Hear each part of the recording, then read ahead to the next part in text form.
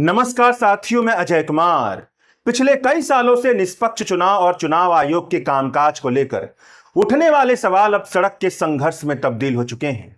राहुल गांधी और तेजस्वी यादव की बिहार में चल रही वोट अधिकार यात्रा के 11वें दिन मुजफ्फरपुर में तमिलनाडु के मुख्यमंत्री एम के स्टालिन शामिल हुए। एम के स्टालिन के शब्दों में ही कहा जाए तो एम के स्टालिन का राहुल गांधी और तेजस्वी यादव के साथ वोट चोरी के मुद्दे पर मंच साझा करना भाजपा के उस घमंड को तोड़ता है जहां पर वह कहती है कि विपक्षी एकता संभव नहीं है।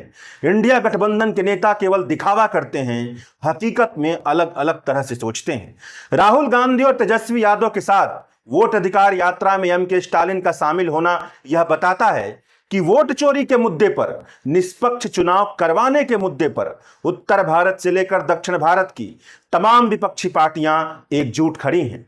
एम के स्टालिन ने मंच से दिए गए अपने भाषण में यह कहा कि अपने ही जन्मभूमि में जहां पर लोग रहते हैं उन्हें मतदाता सूची से हटाना क्या यह आतंकवाद से भी ज्यादा खतरनाक नहीं है? पहचान पत्र होने के बावजूद उन्हें मतदाता सूची से हटाना क्या यह विनाश नहीं है? भाजपा को चुनाव आयोग रिमोट से चलने वाली कठपुतली बना चुकी है। बिहार के लोगों को मतदाता सूची से हटाना लोकतंत्र की हत्या है। राहुल गांधी ने वोट चोरी, वोटर लिस्ट की धांधलियों को उजागर किया है। चुनाव आयोग इसका जवाब तक नहीं दे पाया है। मुख्य चुनाव आयुक्त ज्ञानेश कुमार कहते हैं कि राहुल गांधी को शपथ पत्र दाखिल करना चाहिए, माफी मांगना चाहिए। क्या राहुल गांधी को ऐसा करना है? इस पर एम के स्टालिन कहते हैं कि क्या राहुल गांधी ऐसा करने वाले हैं? राहुल गांधी की आंखों और शब्दों में कभी डर नहीं होता। वह केवल राजनीति और मंच के लिए नहीं बोलते हैं, जो भी कहते हैं बहुत सोच समझ कर बोलते हैं। राहुल गांधी ने पूरी दुनिया को दिखा दिया कि भाजपा ने चुनाव को किस तरह से मजाक बना दिया है। इसीलिए भाजपा राहुल गांधी पर टूट पड़ी है। बिहार में वोटर अधिकार यात्रा 17 अगस्त से शुरू हुई है। यह यात्रा 16 दिन में बिहार के 25 जिलों में 1300 किलोमीटर की दूरी तय कर 1 सितंबर को पटना में खत्म होगी। इस यात्रा में राहुल गांधी के साथ राजद नेता तेजस्वी यादव, भाकपा माले के दीपांकर भट्टाचार्य, वीआईपी के मुकेश सहनी और कांग्रेस के प्रदेश अध्यक्ष राजेश राम लगातार बने हुए हैं।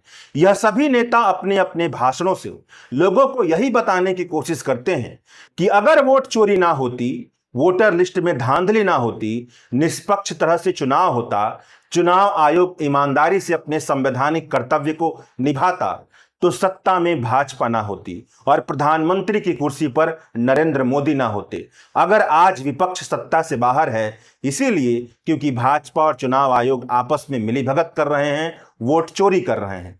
जहां तक लोगों की बात है तो वोट अधिकार यात्रा पर जहां जहां से यात्रा गुजरी है वहां वहां जबरदस्त जोश देखने को मिल रहा है। लेकिन क्या यह मुद्दा सत्ता परिवर्तन का मुद्दा बन पाएगा? इस पर अभी कुछ भी ठोस तरह से नहीं कहा जा सकता है। शुक्रिया।